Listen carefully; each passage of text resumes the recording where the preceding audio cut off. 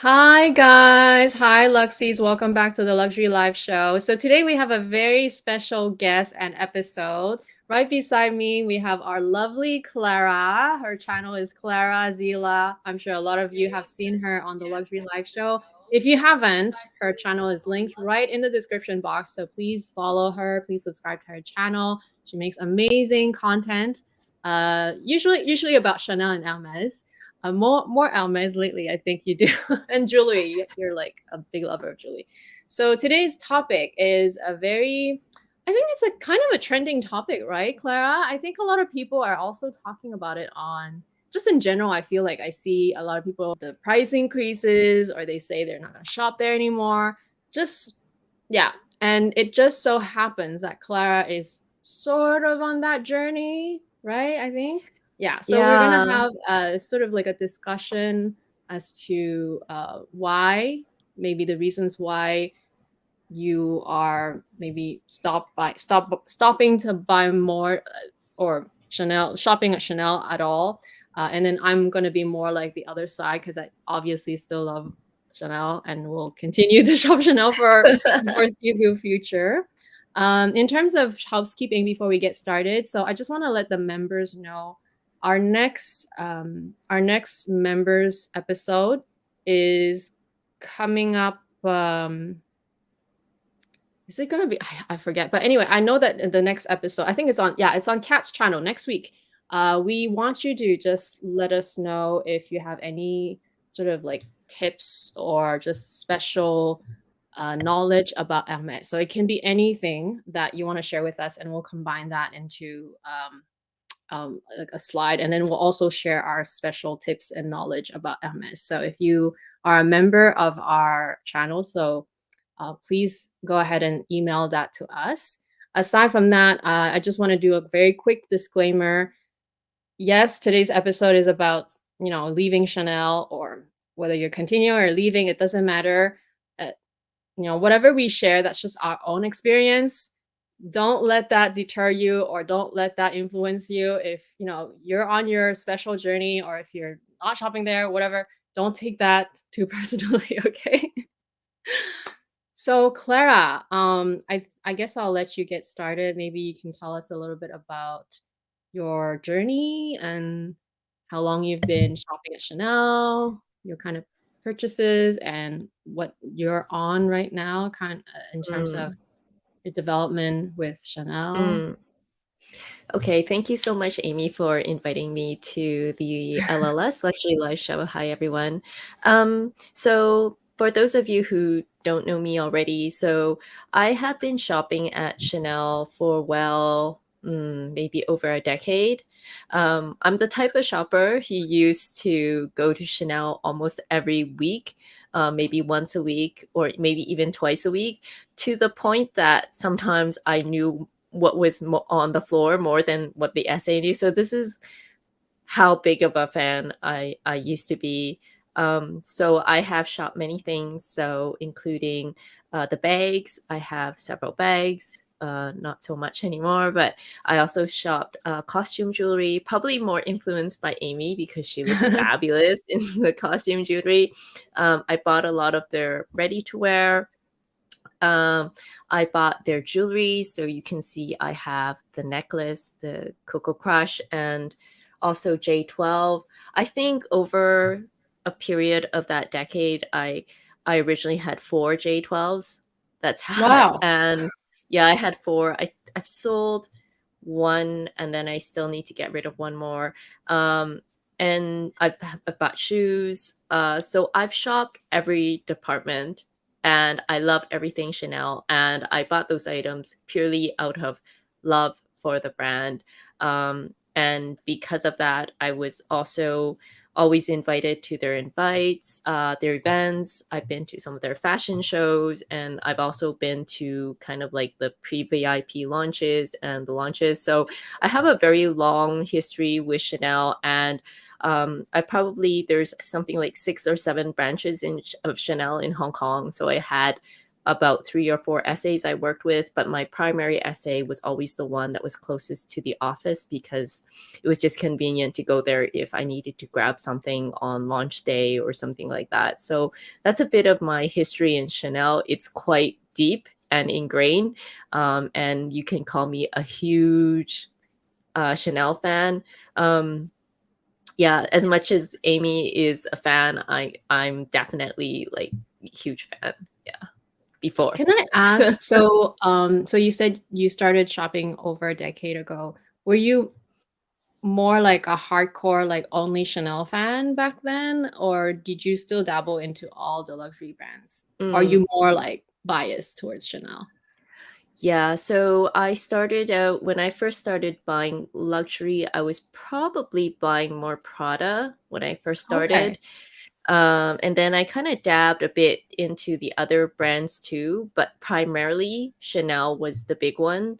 I did have some LV, but LV was not that popular when I first started because, a decade ago there was like a lot of fakes, that you saw all. It Right. was like overly saturated. So I think back then it was more kind of Prada, maybe some Miu Miu.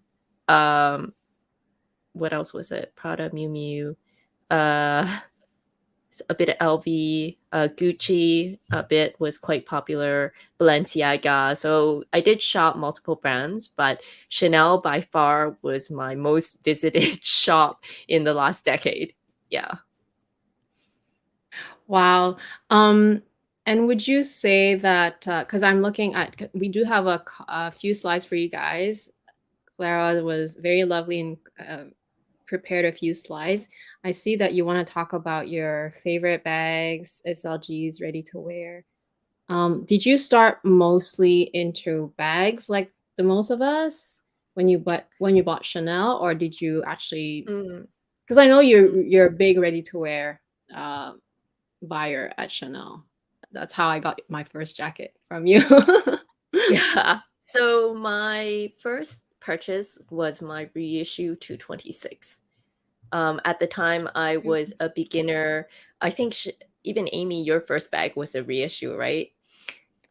Was it? Yes, actually, you're right. I always forget about that first bag because I literally knew nothing about Chanel, and also knew very little about luxury, like how it works. I just know that they're brand names, like high-end brand names. And I literally walked in, I looked around, and whatever was available, right? I picked one and I bought it. Yeah. I suppose that's the reason why I ended up with a reissue because I just didn't know what was available. Like I didn't know that about the classic flap. I didn't know that there were, seasonal bags that were not considered the classics, the timeless bags. I didn't know about the Chanel minis. I didn't know anything. I literally walked in, whatever was on the floor and whatever I was shown, I just bought it. It was that silly. And that Mm. was, yeah, that was my very first bag. That was like 2010. Yeah. Silly, Yeah. silly purchase. Yeah, so I think my reissue, I can't remember the exact year, but it would have been about a decade ago, was also a reissue. Same as you, I went in, I didn't really know what I was looking for. I knew about the classic flap, but at the Mhm. time I wasn't wearing a lot of logo and I was kind of getting into it. So I wanted to go for a more discreet look. And so when they talked about the reissue at that time that had only launched a couple of years, I thought, oh, this is nice. It's high quality, but it's not so in your face with the logo. That was kind of the initial thinking. So that was Mhm. my first purchase. I think shortly after, I think that one of the watches was also very early. So the J12 used to come out in 34 millimeter, and I think it was around the time that they had just launched the J12, and so they had it in black and white. And at the time, it was quite a new idea to have a white ceramic watch. So there weren't too many brands that were doing white ceramic watches, and they had ads all over the place. So at the time, I had purchased a 34 millimeter J12 mother of pearl with, I can't remember if it had diamond markers. So that was one of my initial purchases when I first got in. Yeah. All right. I think I'll just share the slides since you prepared them. I don't want to not use them. And Okay. then we'll just follow along with what you have there. So I think we can talk about what we love the most. Like, so our initial, like what we bought, what we love the Mm, most, and then the reasons why, well, your reasons why you're leaving Chanel, actually, yes, and then yes. maybe things that we've sold. So we kind of follow along this. By the way, guys, I might have forgotten to say that, but Kat is not with us today. Well, she may be, she might drop in, but she's not with us today because she has some training. She's doing another training to become I think she's becoming like a spinning instructor. So she has to do this class or this anyway. I think after this weekend she'll become a spinning instructor. So it's pretty awesome. But that's why she's not here. And that's why we have Clara here. Okay. Why don't you tell us about, yeah, all your favorite things that you've bought over the years, I guess. And you still Okay. love them, right? I still love a lot of them, but like, after a decade, maybe I can kind of share what I still consider my favorite bags, and maybe you can talk also about which one are kind of like your favorite bags. So I think for me, my favorite bags are still the rectangular mini. I Mm, still like that a lot. Um, yeah, I still like my reissues, probably either 225, 226, and I still like the Gabrielle because it's really mm. unique. If I really had to pick kind of like three of the favorite designs. How about you, Amy? I know they're probably all your favorites. They truly are. I guess the one that for sure I'm never gonna let go is my Caviar Square Mini, which is the black one. Because I do have two minis. One is in red, which is the rectangle one, but the black one I just can't. Right, that's just the holy grail. You can't even get it anymore because it's in Caviar. I really like my Chanel 19. I know it's still not the most popular. It's popular, but it's still not like everyone loves it type of bag. But for me, it's really versatile because it's so easy. It's such a good everyday bag. It's good for um it's good when you don't want to play Tetris because with the minis you have to play Tetris with, right? With the Chanel 19, even with the small size, it still has a lot of space and it's quite easy to style. It goes with everything. Maybe not the most elegant bag, so I wouldn't go to a wedding with it, but on a daily basis, it's really my go-to Chanel bag. Wow, I can't just pick 3 though. That's so hard, picking 3. I do Yeah. love my Gabrielle too. I think that's also the like, before the 19, the Gabrielle was sort of my everyday, still very small bag, but you didn't have to play Tetris as hard as the mini. But yeah, I can't. Like I have the trendy, I have the hard bag, I have the bucket bag. Like they're all great bags, and even the Coco. And of course, I didn't mention the classic club, but the classic club is such a special sort of like I splurged and I just did it because I'll never do it otherwise because the prices were going up so fast during I forget when I bought it. I think it was 2020 when I bought it.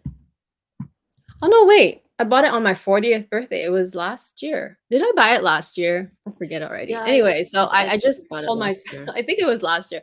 I just told myself if I don't get it because it was already going up like since the pandemic started, every price increase felt so much more dramatic and so quick that I knew if I didn't buy it then, I will never buy it. And I know because you look at the price today, it's over $12,000. It's just insane, right? Um, yeah, they're all great. Like I don't know which one I could not live without, but if I had to choose my top three, probably the 19, the mini, and The Gabrielle. Yeah, I'll choose the Gabrielle because it's truly so easy and I get more cost per wear. Like I love the classic, but it's not a bag that I wear every day. Mm, mm. Yeah. So that's kind of like what is kind of left from my collection for my favorite bags. Okay. In terms of SLGs, I probably won't buy anymore. Um, but looking on my history, I think the things I used the most was the Chanel. There's like a pouch. I think they call it the O case, uh, whatever it is about. It's kind of like the LV. What do you call it? Is it the mini pochette? Similar, Yeah. the flatter version. Yeah. So it's an O case, and I also like the card case with the zip around. They also, I think, call that the O case.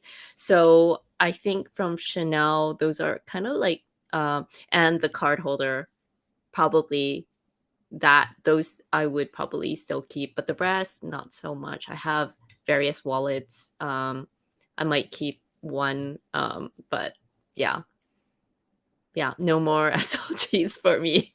Yeah.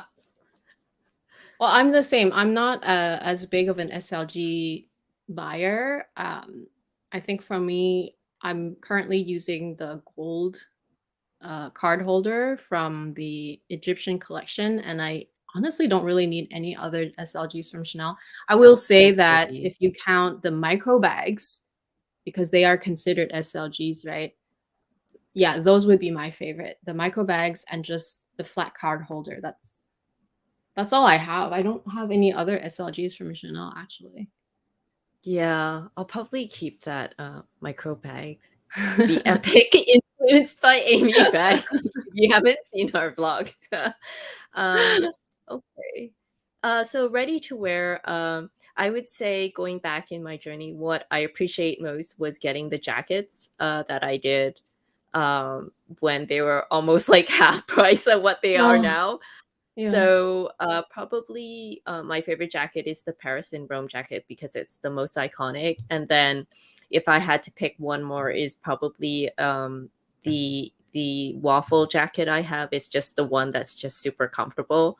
So that I don't know if I will still buy ready to wear. I might still dab in there because I really love ready to wear. Probably more like out of all the Chanel things, I love the ready to wear the most. So might still dab in, but the prices is, like I said, like 100%. They doubled the prices, so it's really really hard for me to substantiate like a $10,000 jacket that I tried on a jacket last week and Amy saw some of the photos, but when I saw the price, I was just like, back on the hanger. It's really hard. It's like the price of a classic flap. Yeah. It's just too much. So I have a few. I'm happy with them, but yeah, for now, I'm probably not going to be dabbling any more into jackets. If they're cheaper items that are more reasonably priced, I would still go for it. But if you don't have a Chanel classic jacket, I think it's still worth going to have like maybe one, maybe in the pre-love market, or to have one super iconic one if you can get your hands on it, because the ready to wear is almost as hard to get as some of the hot selling bags. Yeah. Actually, Clara is right about that. It also depends on um, how much your stores tend to carry and the demand. But in the bigger cities, when everyone is the same size as you, they get sold out fast, especially the very hot pieces.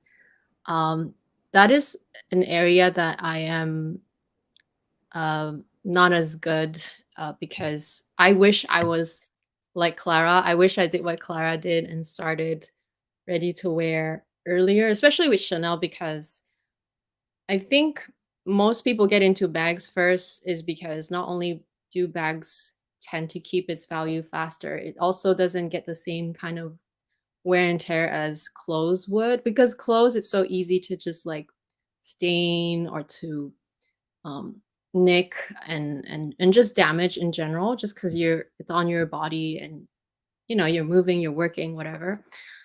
But I wish I did what you did first, which is to buy ready to wear earlier. So now I resorted to buying pre-love. I started anyway, dabbling by buying your jacket and then getting a couple more that are pre-loved. And the thing is, because I'm just starting my journey into ready to wear, I it kills me every time I find something that I love. I look at the price tag. I just can't get myself to buy it. It's impossible because everything else is also expensive, right? Like you got to prioritize. But having said that, I did just visit my Chanel store yesterday because they just started their summer sales, and it actually included some of the more recent stuff. So some of the um, ready to wear from last year, and I did end up buying one item, and it's so expensive even at 40% Oh, off. can't Anyway, I wait vlogged to a see little bit. what you got. Sorry? Can't wait to see what you got. Yeah, I vlogged a little bit too, in the dressing room, not outside because you're not allowed to vlog outside, but in my own dressing room, I was able to vlog a little bit. So I'm gonna edit that vlog. I'm gonna put it out this weekend so you guys can look forward to a video this weekend, an extra video from me. Well, actually, that's the video this week because I didn't put out a video, but yeah, even at 40%, it's so expensive. I couldn't believe that I bought it because I was just like, "Oh, it's so nice." That is the problem. Ready to wear, Yes. especially Chanel, they do it right. It's so flattering on the body, and Yeah. it it's Yeah. I just mean, even if the jackets, assuming they're around $10,000, 40% off is still between 5 to yeah. 6,000. That's still a lot of money for Yeah, a jacket. Yeah. yeah. But okay. Anyway, Moving anytime you on. wanna get rid of another jacket, just let me know first, okay? Well, okay, so I am gaining weight. So actually the last jacket I tried, I used to be between a 36 to 38. I think I'm closer to a 40 now. Oh. So, yeah. But, you know, And the jacket styles, they do change over time too, like, sometimes it's boxier, sometimes it's more fitted, so yeah, so yeah. the tricky thing with their jackets are they're made, especially the Carl jackets, really high armholes. Right, So if you gain weight, it gets hard. I mean, they can let it out a few times, but you can only do it so many times. So right, yeah. anyways, the pains of menopause, a different topic. Okay. It's just a number though, like, the jacket size, whatever, because for me, I still think like, I don't believe in a like, I'm usually an extra small, yes, but I will sometimes buy a small and I'll sometimes buy a double X because it's just, sometimes you just don't want it to pinch in the wrong areas, Yeah, making you look yeah. bigger than you are. So I'd rather size up in those instances. And sometimes they're made bigger because they're not as fitted, they're more straight cut. It's when you can size down. Ready to wear is fun because of that reason, but then you have to always try it on. That is the tricky part. Yeah, yeah, always try it on because their sizing is all over the place. Sometimes, Yeah, like, I'm a 34, sometimes I'm a 40. It's all over the place. right, right. So the last item that I think for me was really worth the splurge is some of the costume jewelry. So I'm wearing the earrings. I was influenced by Amy, like the Chanel earrings, one of my favorites. I have a couple, a pair, and my J12. To this day, I think the J12 is truly one of my favorite watches. I know it's not like a watch, like a Rolex or a Patek or an AP, whatever, but fashion wise, this is my favorite watch. It doesn't scratch, it goes with everything, it looks chic. So I have this in I still have one black one. I have a regular white one, and this is the limited edition one. So this only has 500 pieces worldwide. So I have three. So that's how much I love it. And I sold the one that I bought at the beginning of my journey 10 years ago because it was a size 34. It was just kind of too small because I like bigger watches now. Funny thing is, I'm kind of going back to small watches, but 38 is my favorite size. This is my forever piece.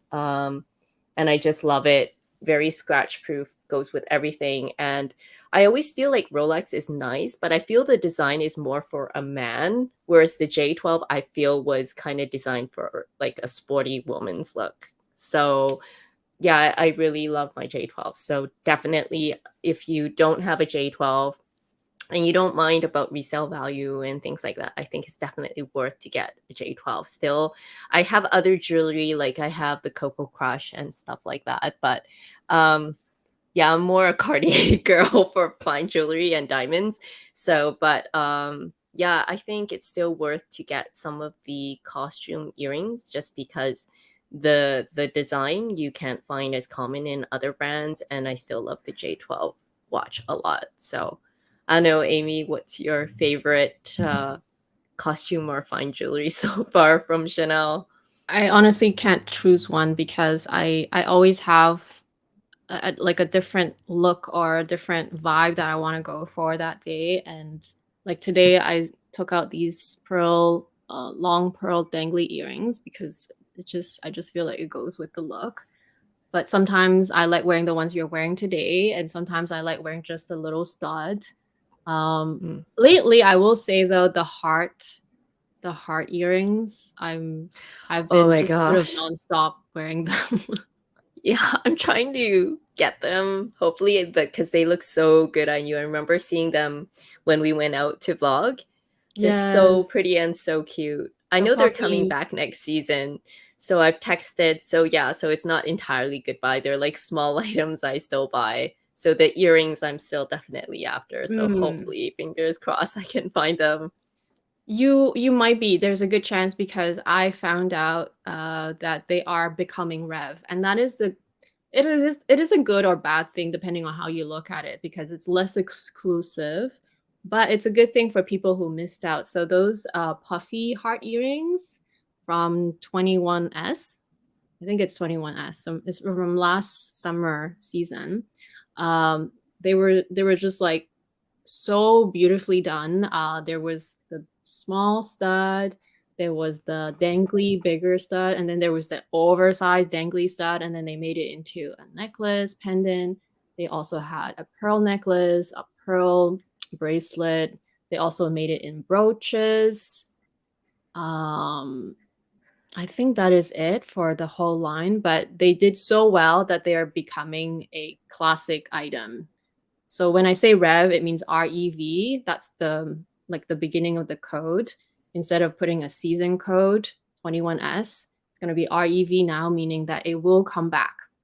They are going to make it Yeah. again, but it doesn't mean that they'll make it in a large batch. They'll just kind of trickle in one here, one there, here, like one every, I don't know, few seasons they might have like a small number coming in. So it's possible that your essay will be able to get it for you. Just let them know. And Yeah, yeah. I hope so. Some things are still very hard to get. They're still hard to get for sure, yeah. Because Everything's still very hard to get.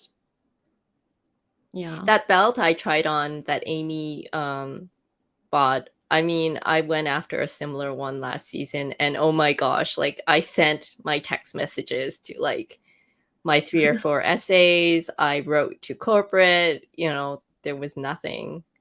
So yeah, it's hard. It's hard. It might become a rev also. Because when I feel like when Chanel does really well with something, they tend to bring it back as a timeless piece, but they don't bring it back right away. They'll bring it back a few seasons later. And so whenever you see it and you knew that you missed it, just buy it. Don't even think about it. Yeah. But in terms of fine Or, jewelry, I only have one, which is the ring, the Coco Crush ring that I revealed mm, recently, and I love it. I think if you want to start somewhere in the fine jewelry, their rings are just amazing. They're very comfortable, very well designed. The details are very subtle, but it's on your hand, so you can always see it. Something that you can enjoy all the time. So I highly yeah, recommend it. Don't have a watch awesome. yet, but it's okay. My Apple Watch is pretty good. Okay, Yeah, I so also let have us an Apple know Watch. the the people in the live chat, let us know if you're kind of more like Clara. Like, are you more like, oh yeah, I've been sort of slowing down with Chanel, or no, I don't want to shop Chanel anymore, it's too expensive, or whatever reason, right? Just let us know if you're team, well, not team Clara. It's just like, are you leaving more? Are you kind of more like Clara, or are you kind of more like me? You still love your Chanel and you'll always be buying them. All right, let's So get into the main topic. yeah, Let let us me like, so rant. Clara, tell us why Okay. are you saying goodbye? Okay, so there are like several reasons here. There's actually a sixth reason also, but I guess the first two, price and quality. Okay, so I guess it's not fair to the people who are starting now, but I started over a decade ago. The prices have almost doubled, but I don't feel the quality has doubled. So, as I mentioned, I think about 2, 3 years ago when COVID started, at the time I was still visiting Chanel frequently. I went on the floor, and not only were things more expensive with all the price increases, but the quality I found was deteriorating. So, for example, when you touch the bags, I feel the leather is thinner. I feel the leather feels more plasticky. Plus, I feel that they skimped on things like the chains. They're thinner. So for bigger bags, the chains are thinner in a way that, there are a couple bags I tried on. Maybe the bag would flip over upside down because the chain was not substantial enough to support the bag. And the ergonomics of the bag was so cheapened that sometimes I found some of the openings or the chains or the closures and the leather, like the whole thing felt like, you're charging me double. But when I touch and feel you feel cheaper. It's kind of like clothes, like maybe the price of the clothing had doubled, but maybe the fabric is cheaper. It kind of feels like that. And it's the same with the ready to wear. I've been shopping ready to wear for the past 10 years. And the most obvious thing is a lot of the new jackets, they have no buttons. Okay. So Right. in Carl's era, every jacket had buttons, and buttons really do upgrade the jacket. But a lot of the new ones, they don't have buttons. Some of them, they remove the chain along the bottom, and the fabric is thinner. So I live in Asia, so in a way it's a pro because, I don't want to be wearing thick tweed, but you feel like you're getting a thinner fabric. So I really feel like for the price, and especially given that they've gone up so much, and because I've been shopping at Chanel for 10 years, it's probably not fair to someone who's starting now.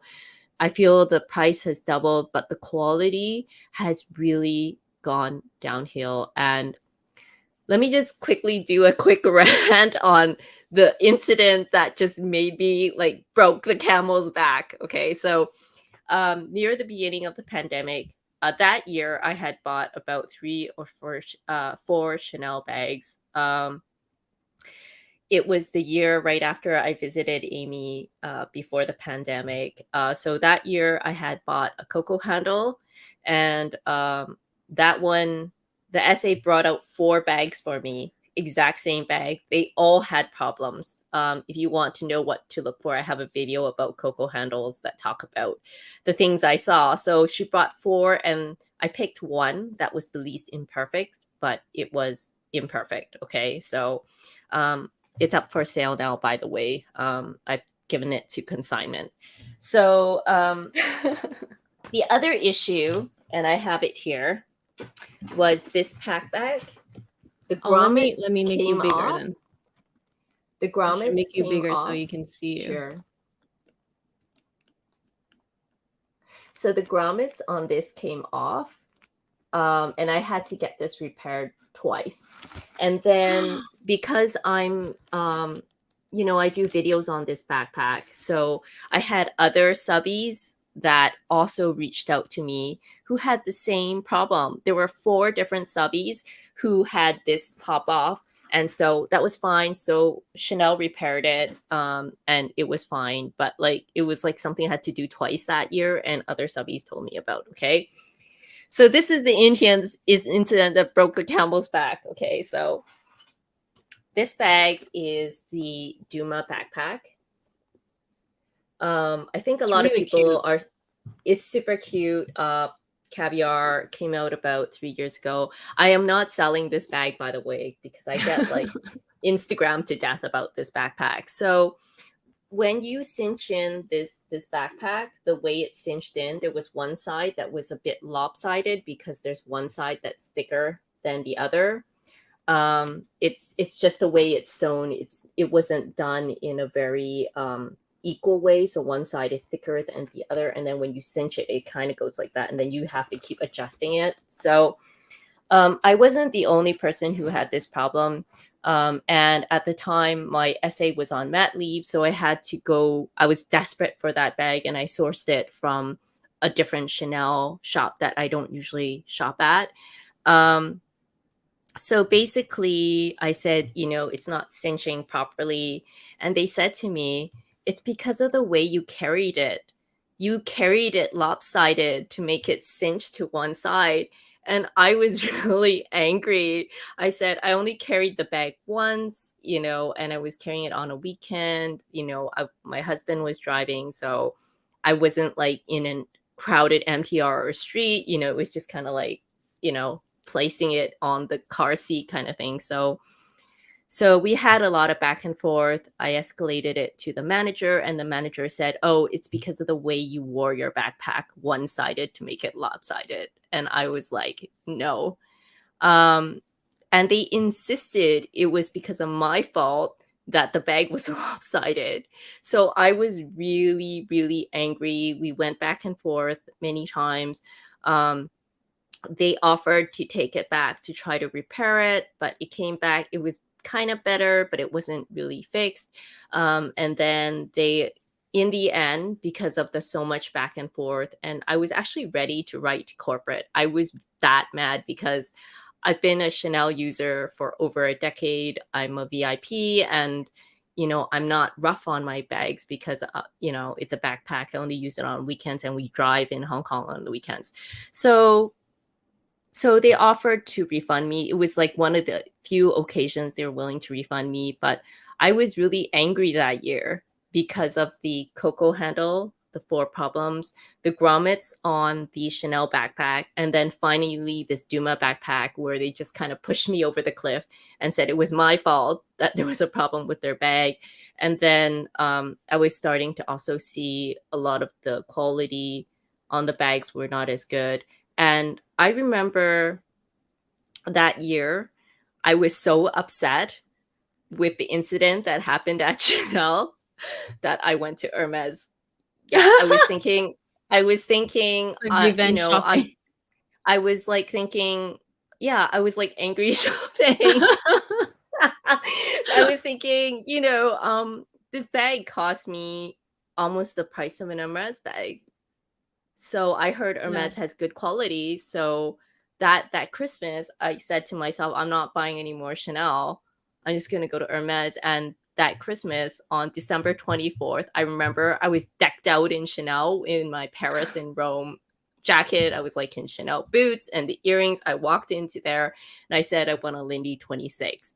And on the spot, I got a Lindy 26 black and gold.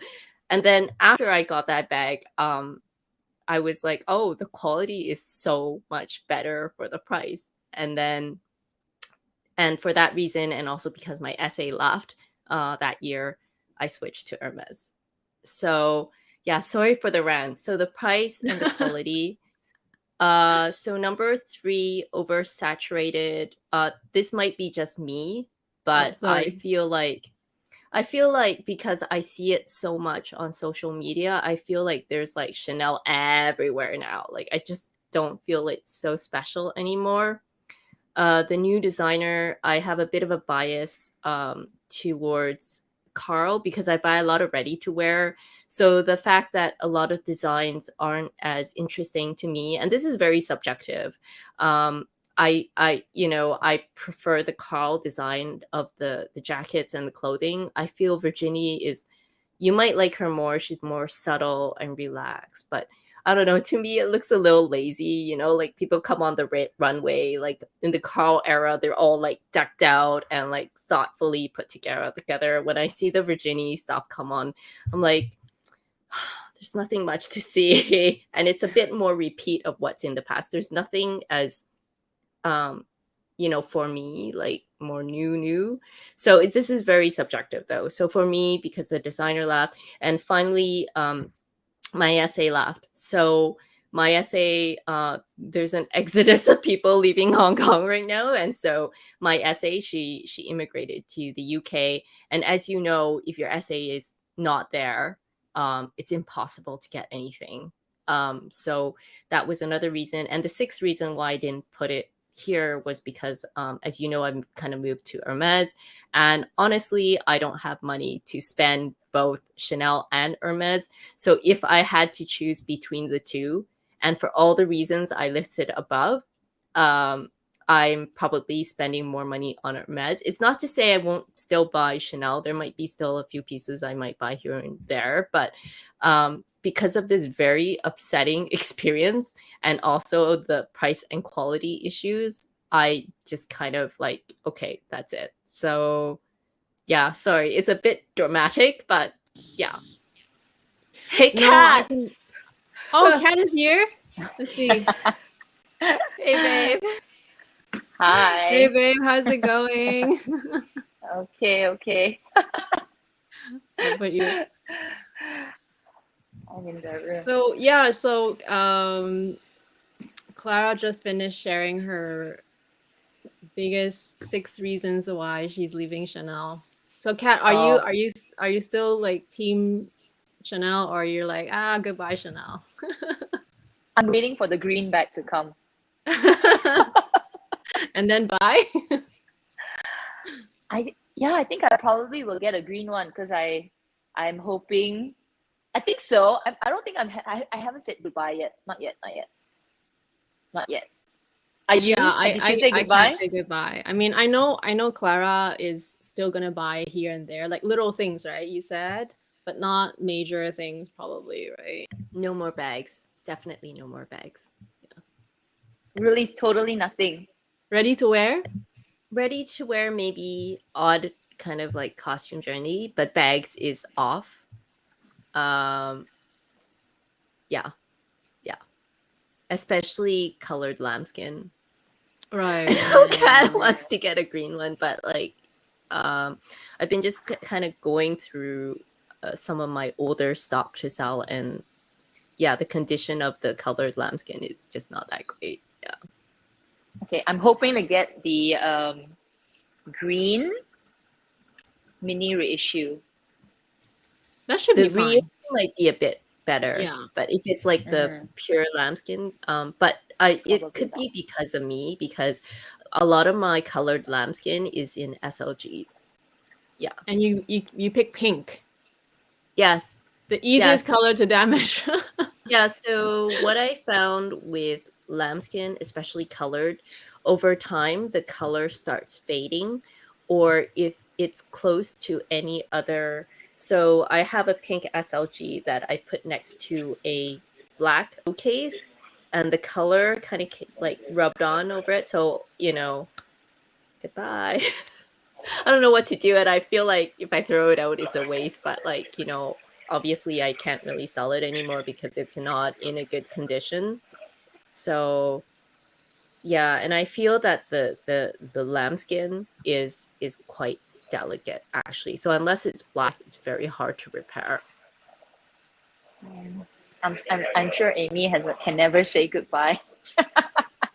Yeah, Amy can never say goodbye, so I don't foresee able to say goodbye, and I'll get into all the reasons. Like I'll do like a not counter your reasons, but I'll just basically, you know, kind of elaborate on all of the ones that you brought up, which are all totally very valid reasons. And I feel like because you had such a bad experience, it kind of compounded too, right? But because your last experience, they should never blame it on the customers, especially when it's not the truth. I know they're trying to maybe avoid having to take care of the issue, But it should never be said that the customer made that happen and that really just tipped you over. And when you find some other brand that does it much better, then it's so easy to just leave it. You're like, well, why should I stay loyal to you, right? In a sense. So Is Yeah.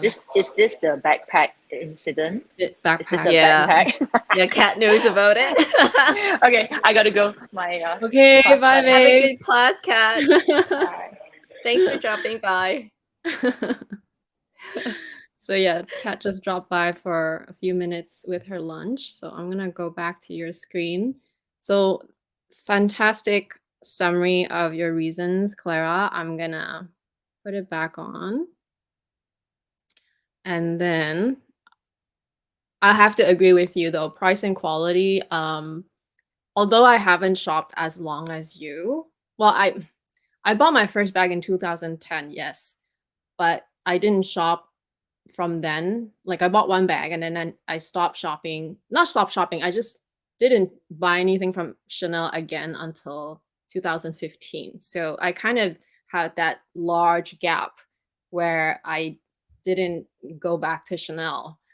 And so you can say that my journey was much shorter than yours to begin with. So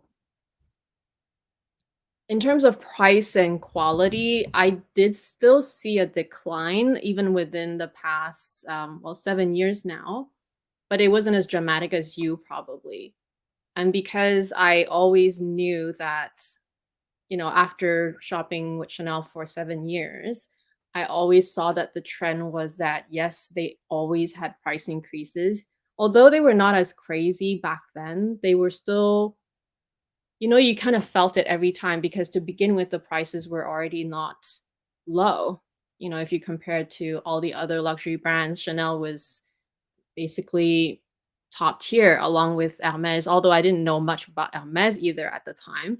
So for me, in my mind, I was always comparing Chanel to every other brand. So I would have to agree that price quality, there was definitely a decline for sure. Decline in quality, but prices kept going up. And especially the past, basically ever since COVID started, it was just exponential increase. Yeah, And you're right. A quality lot of was it was just over COVID. okay. Here's what I have to say about quality is that they still do many pieces that are great quality, and it's mainly the classics. I feel like classic flaps, I still feel like they put in maybe their best craftsmen, and they put more attention to detail, whatnot. I have hardly found any or seen any classic flop or even heard any classic flop really breaking unless it's wear and tear. Like I don't think it's as common. But in terms of the seasonal bags, I do agree that you have to choose. In fact, if they have more than one, you want to choose the best one. And if it happens to be like a bag that just tends to have issues, like I didn't buy any of those backpacks that you own, but I could only imagine if it happened to me, like I wouldn't want them to say that that's my fault, right? So it's in terms of quality, you really have to just pick and choose. Are you guys still there? I just want to make sure. Hello? I have the live running on my other screen. Can someone just wave just to make sure you're still there? I think we're still on, right? You guys, Clara, you I still still hear see me, it right? on my yes. I see it on the other screen. Yes, Eileen has Okay, I was responded. just like, it's quiet, so I'm like, am I still connected? I wasn't sure. Okay, I'll continue. So yeah, it was still probably not as dramatic of a decline as Clara saw, but I still saw a decline. So I'm always very careful at looking over the whole bag before I buy it. Of course, it's not always possible because with Chanel, especially when it comes to the most sought after bags or color, especially with black bags, I feel if you want like the most classic of black mini caviar type of thing, when there's only one left on the floor, even if there was a little imperfection, you gotta just decide, do you want to take it? Because another customer will buy it off of you. Like, that's the reality of it. So it sucks, but Yeah, it is like what it even that is. backpack, even though it's not perfect cinch, I still kept it because I know I can't get another one. Right. Same issue. Exactly. And sometimes, because I did mention that before, sometimes I would buy without even having seen the item. Like, I would just tell my SA, I'm paying for it. Like, just charge my card and just send it to me, or I'll come pick it up. And with Chanel, well, I think aside from the USA, everywhere else, there's no return. You can exchange once, but there's no return. So you have spent that money essentially, right? If there is any defect or if you regret it, that's it. You're left with a big chunk of credit sitting in your account. So it's a big risk in a sense, but it is the kind of risk that sometimes we take because we're such luxury addicts in a sense, right? Especially for Chanel. So it is unfortunate, but like Clara said, if you're kind of new, just starting your journey, it is what it is. You just do the best that you can, and you just gotta inspect the piece. But also, there is this rumor, or maybe it's already true, that now there's also a new quota system with Chanel. So it's not like you can buy so many bags anyway. They're limiting you to 2 classics, including the minis, per year. So you can't go overboard anyway. And Yeah, hopefully with that Chanel, new system, huh? Chanel has their own Chanel journey now. Yeah. So hopefully with that new quota system, if it's implemented worldwide, that it means that more people will have access. But who knows? We don't know how that will pan out yet. Amy, would you be more motivated to buy more classic flaps because of the quota system or not? Personally? Yeah. No, because I believe in having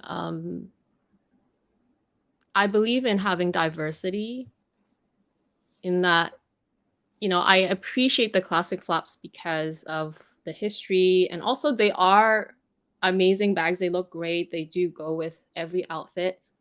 But like I said earlier, it's not a bag that I want to wear on a everyday basis. They're not the most sort of practical, user friendly sometimes, simply because you have to play Tetris. I'm not talking about the mini. Even the regular classic flaps, they're really just a small compartment, and then you have to contend with the 2 flaps, right? Yeah. Not every day do you want to like fiddle around just to get into your bag. You don't want to do that every day. Sometimes you just need to like run errands and just easily grab whatever you need and throw it back in. Like sometimes, well, actually most days it's like that. We all have busy lives, right? Most days you are doing something that you're in a hurry, or you're just running back and forth, and you just don't have the time to contend with, slowly placing it back in its own slot. No, that's not how it works, right? So I personally wouldn't buy more for that reason. I want diversity, first of all, and I also like the non-classic flaps. Like I like the seasonal bags a lot too. In terms of oversaturation, I'm okay with that. Maybe because of where you live, Clara. I think because you're in Hong Kong, and Hong Kong is like the shopping heaven. There's so many luxury stores. Yeah, it's so true. I just stand in the shopping mall, you see all the bags going by. Right. Yeah. So that doesn't affect me. I feel like I feel like where I am, yes, it's like luxury is accessible still, but it's not as,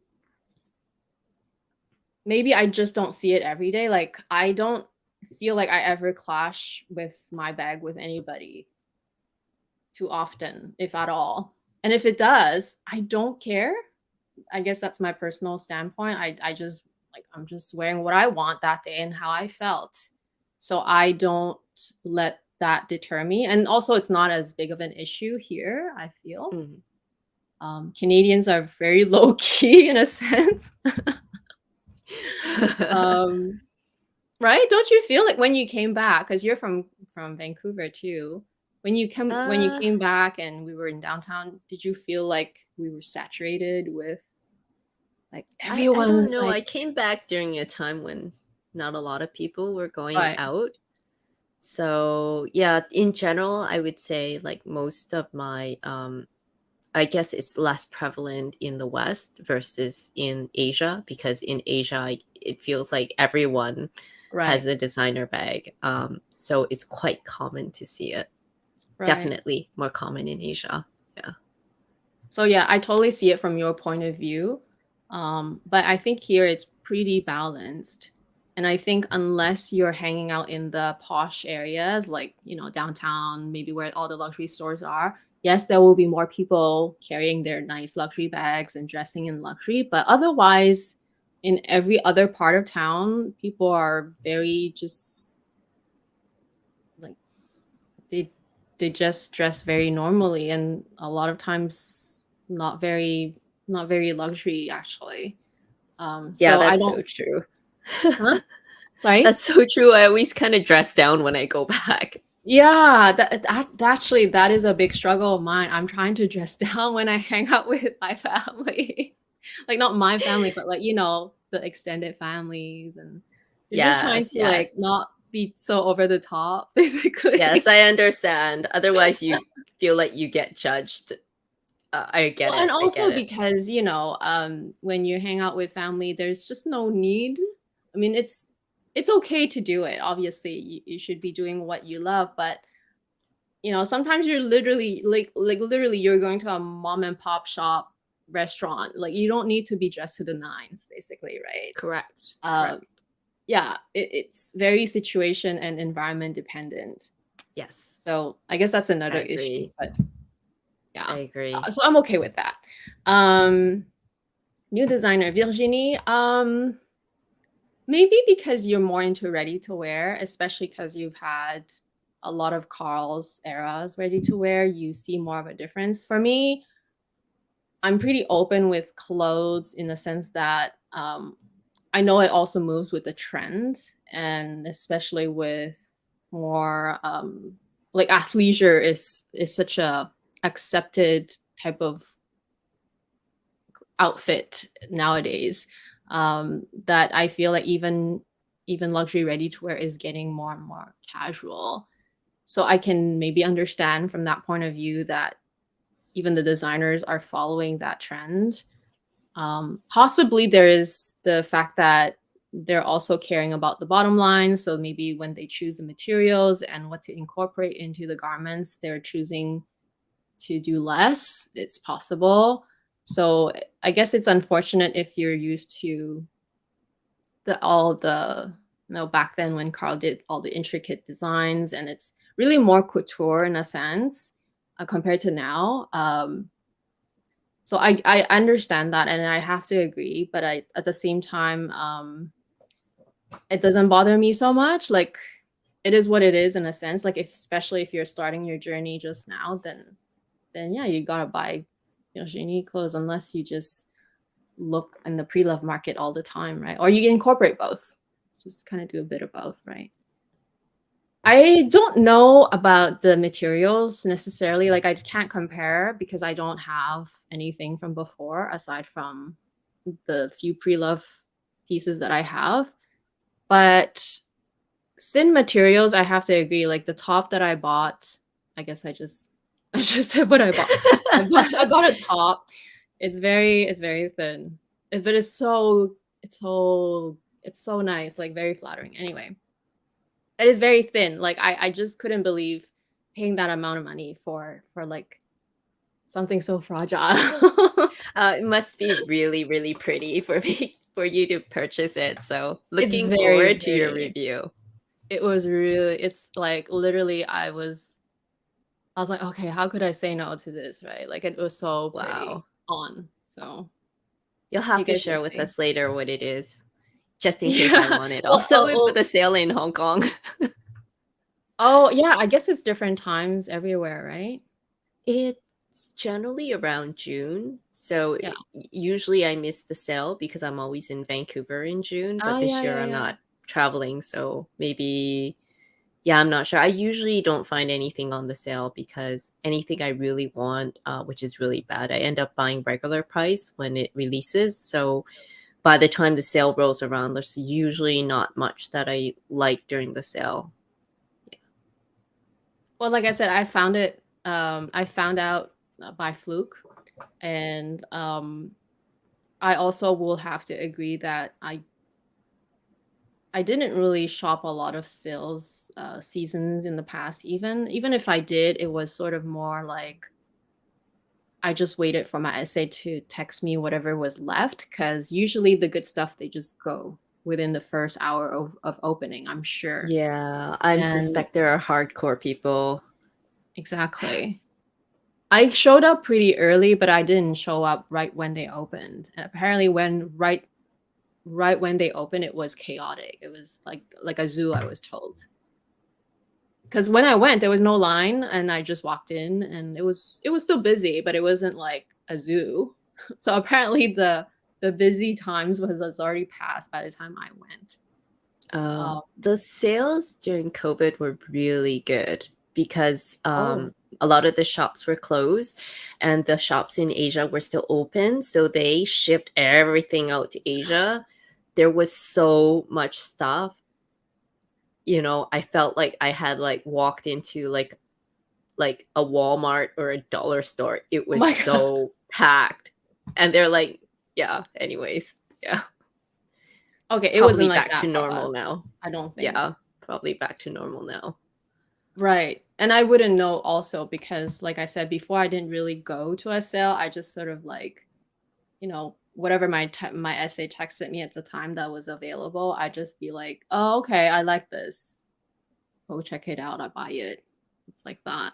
Yeah. Um. Oh, number 5. Yeah, my essay left too.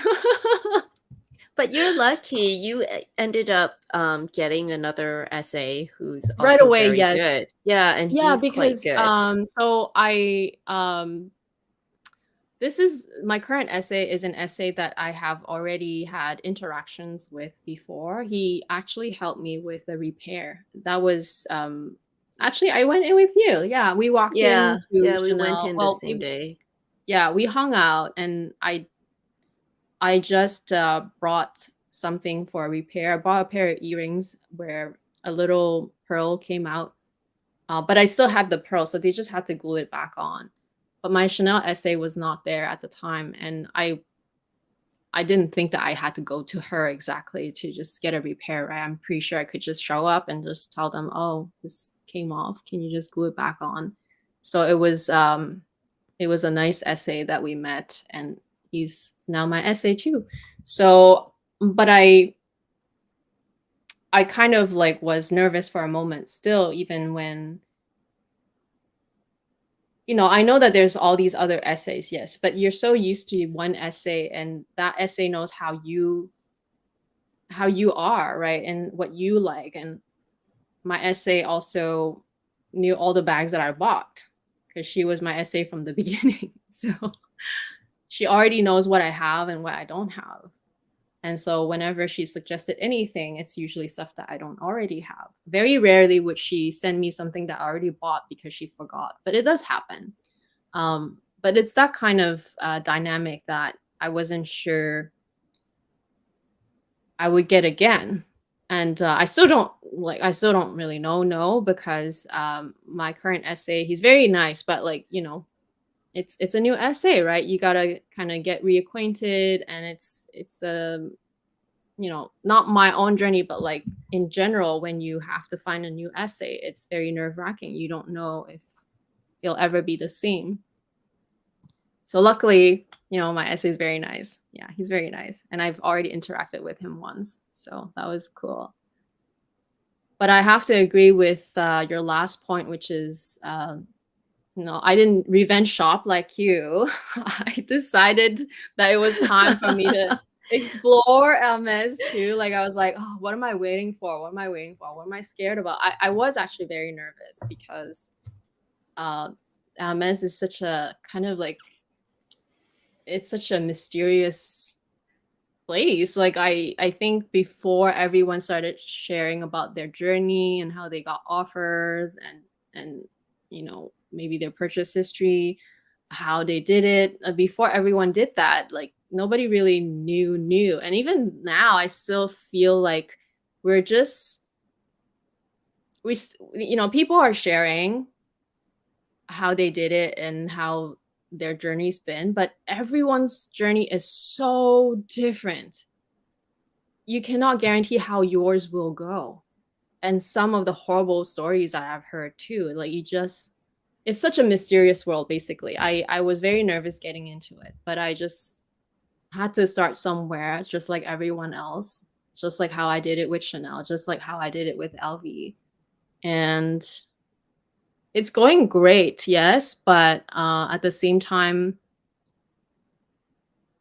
it's another type of challenge, especially depending on where you are. In Canada, as I've spoken about many times, we have our wait time here. Like it's a pretty standard 1 year wait for every bag at the minimum. And you know, these are things that I hear, and I sort of have to agree because of my own experience too. Like stock is pretty sort of sparse here. And Yeah, it's even sparse for Chanel. yeah, Yeah, everything. yeah, everything is sort of like you gotta wait for them to come in, and there's only gonna be like a handful of units every time they come in, and they Yeah. get sold out right away. Yeah. With Chanel, there are VIPs, and there are, mind you, I think in Canada, maybe the system is okay in a sense that we have a lottery system. So it's not always the VIPs that get everything. There's still a chance for a more regular spending client to get stuff still. So as long as your SA wins the lottery for an item that you want and is able to get that for you, then you still get the chance to buy. But with Hermes, I mean, it's just a whole other world of, you don't know how you compare to others, and you just never will ever know when your offer will be. You just don't know. Yeah, I mean, even Chanel has their kind of offer system. Although it's probably more open than Hermes. I remember when I got my black classic flap, which I've already sold. I own no more classic flaps anymore other than the reissues and the mini rectangular. And even the Gabrielle, there was a huge waiting list, but I think there are ways to jump the queue based on client loyalty also. So it's not like it's just Hermes. Chanel was already doing this 5-6 years ago, because I know that, you know, I was able to get certain hot bags because I was probably already a loyal customer. So, yeah, I was pretty much a big fan. I mean, it was not difficult for me to get anything I wanted because I was a very loyal customer. But yeah, should we take some questions from the crowd? I know there's Yeah, been let's do quite a that. few questions. I'm gonna go from the top. I don't think it's too hard to do it.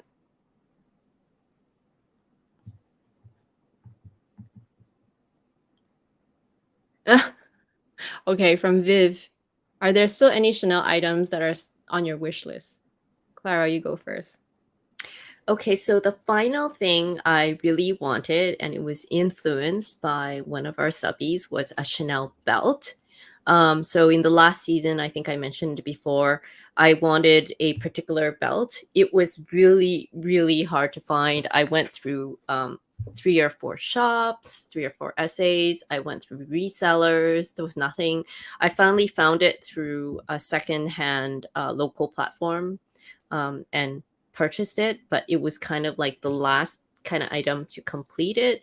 So I have no more Chanel items on the wish list. Well, maybe I want the puffy heart earrings, but it's not like a must have.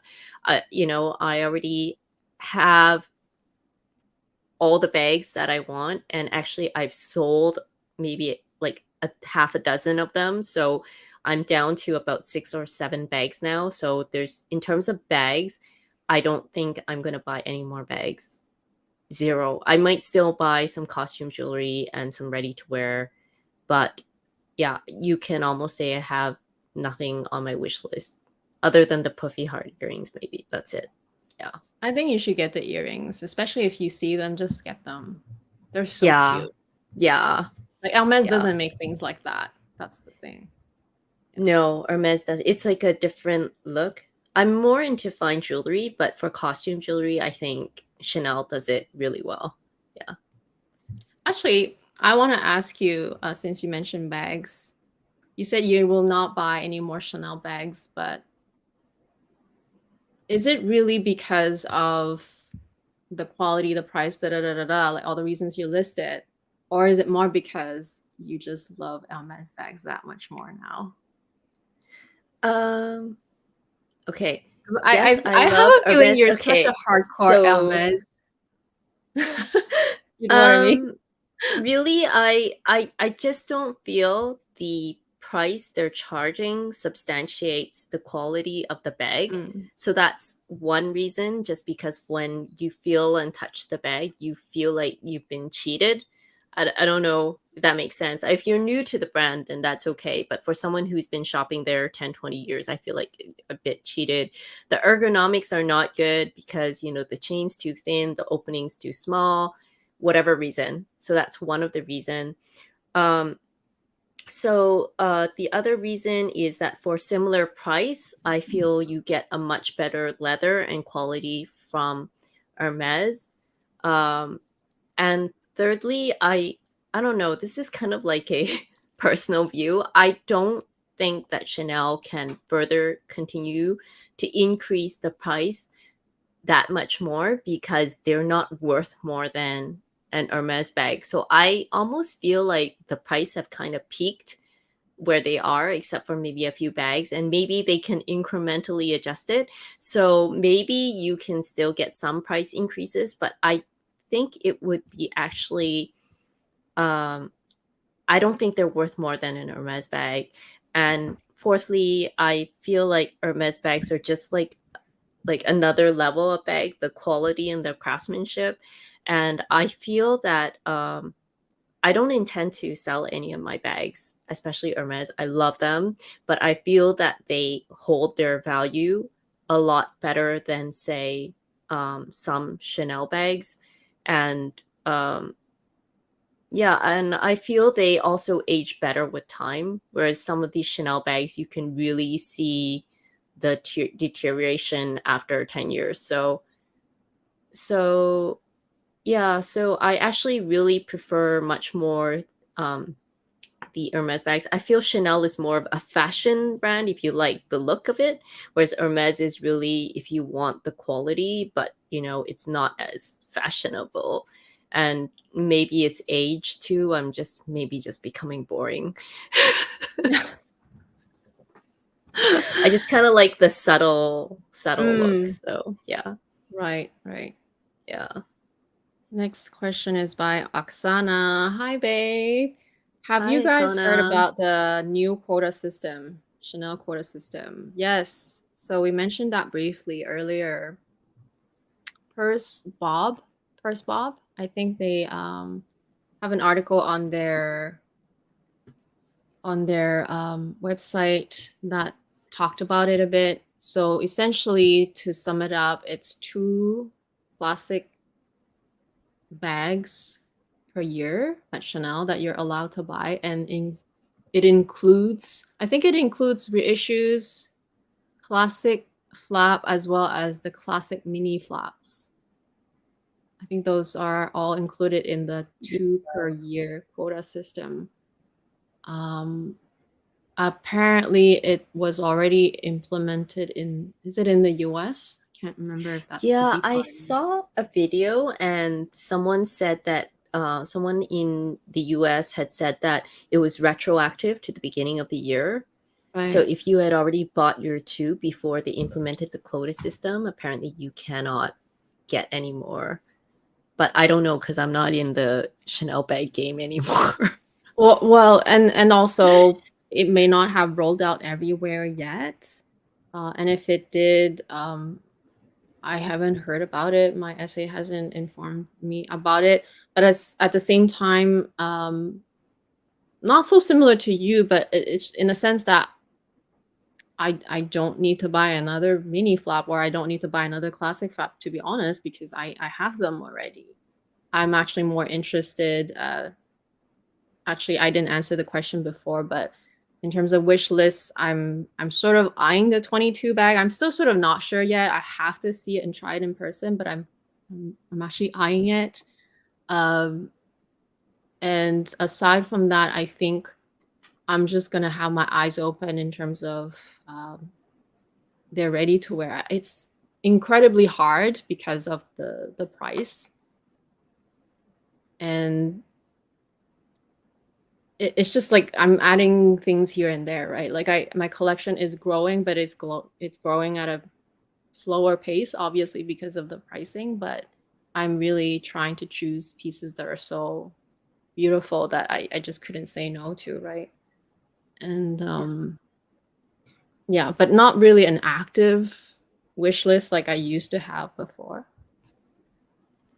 I'm not Okay. surprised though. Right. I think they should do it because I think it will sort of even out the distribution. Like, not, you won't have as many of the cases where one person buys all the bags and then Yeah. there's nothing left for everyone else. Yeah.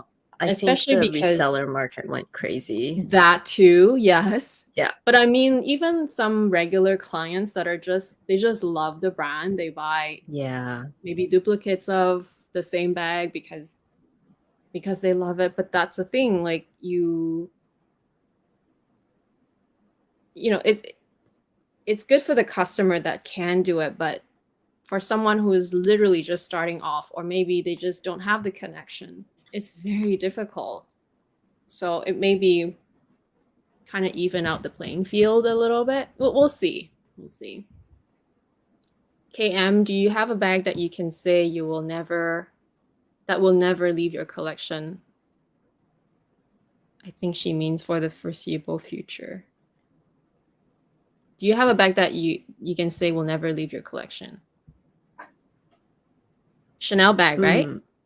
Chanel, right? If it's Chanel,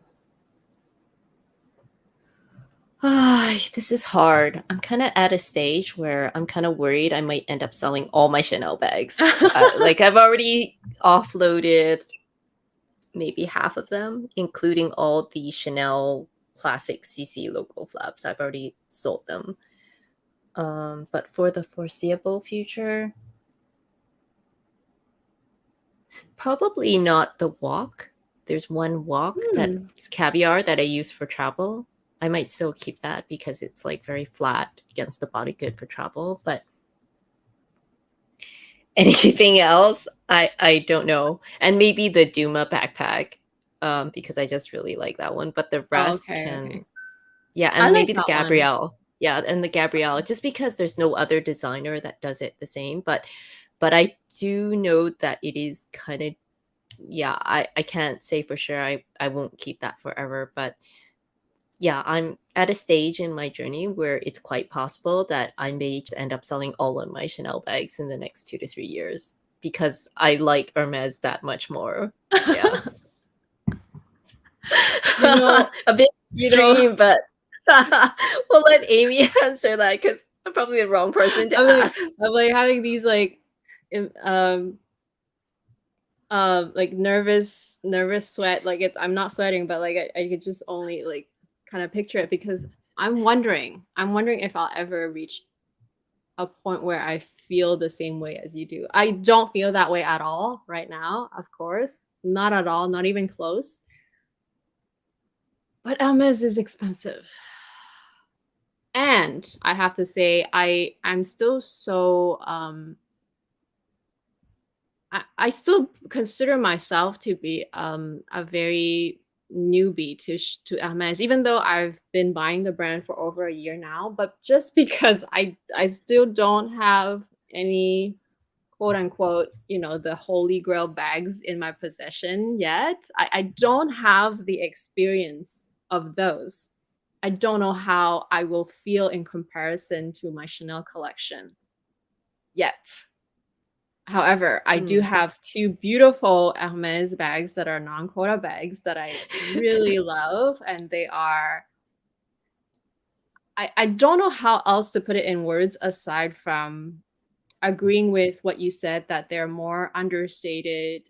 They're just simple in a way that sometimes you just don't want to stand out, but they're such good quality and you feel it, and when you use it, you just not only feel it, you just know it, and you just appreciate so much more because of that reason. You feel that you're paying the money's worth in terms of quality and craftsmanship and material.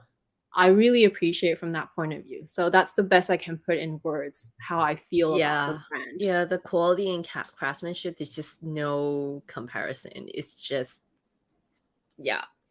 Right. Like for the price, it's just the gap is too big. So that's Right. why I feel, maybe Chanel can keep hiking prices, but for people who can actually compare the quality and the craftsmanship, there's just no comparison. So, and it applies to other brands too. There's some other really good brands out there too that are not so expensive as Hermes that don't have the quality issues too. And I will also have to extend that sentiment to not only their bags, because I only have 2 bags, but I own so many other things that are non-bags from Hermes that I feel just the same, like, they're the ready to wear that I have from them, the jewelry that I have from them, the blankets, the silks, they are all so refinedly made, and it might be more understated, not as fashion, but it's so much more in every other way that you just love it for that reason. I would say it's the fabric, like how it feels against your body. Right. And also the stitching. Like if you look underneath the clothes and you look at the way they stitch it and the fabric, it's just another level. It's just another level. Right. I mean, I have Chanel clothes, they scratch me, but I still wear them because I love the way they look. But with Hermes, so far haven't had like pieces of clothing where I feel the fabric is like scratching me. So right. So to answer KM before I move on to another question, for me, if we're speaking Chanel, strictly Chanel, for sure the mini square Caviar will never leave. I don't know if any bag from Hermes will replace that one for me, because it's also about the chain.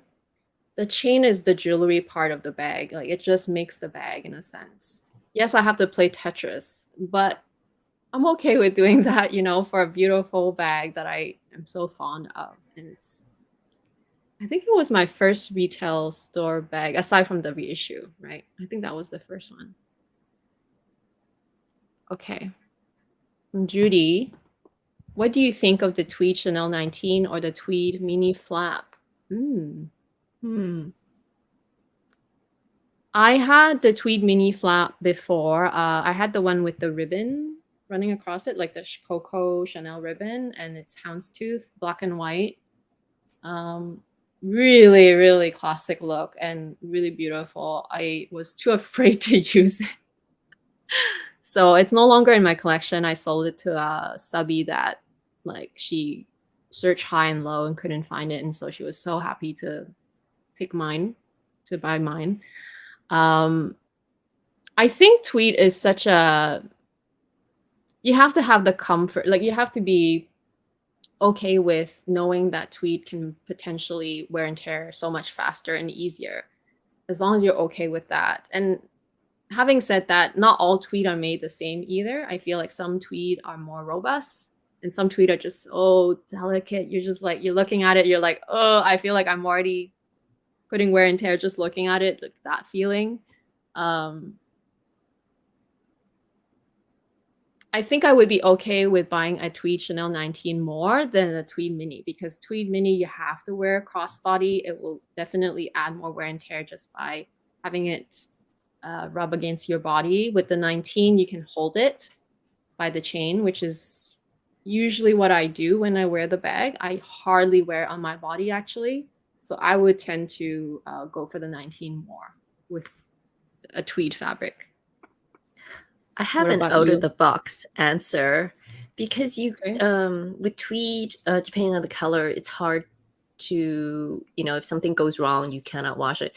Why not save up a bit more and get a tweed jacket? So it's also very Mm. iconic.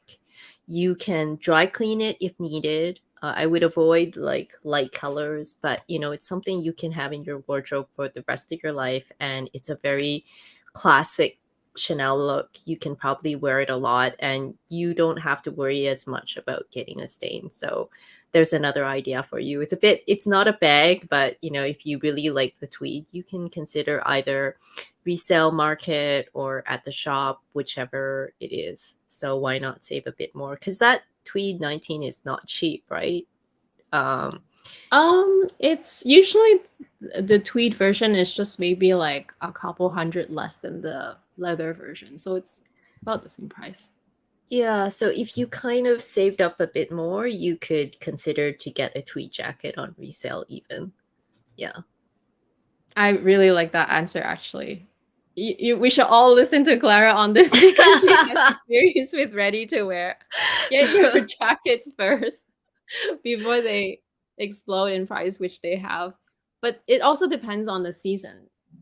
Some seasons are cheaper, some seasons are just so expensive. So you kind of Yeah, just cruise is usually cheaper. Or if your okay. SA lets you know about a sale, you can always snag one on a sale or go to the resale market. There's like a lot of Mm, really well-priced jackets. The only thing is you kind of have to be aware of like fake jackets kind of thing. right. But if you can find a way to authenticate it, or if you have a secondhand store nearby where you can try it on, that's also a really good option. And it's something you can wear all year round. Yeah. As long as you're not in a tropical climate. Yeah. Right.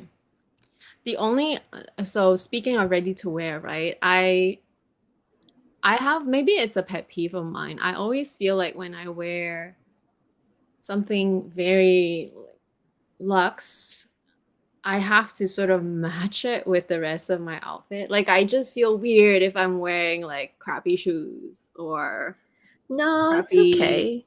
I Like know the it's okay, jacket I and I gave have to get you, used it's to quite casual. You can wear it. that with flip flops, with jeans, with your Chanel.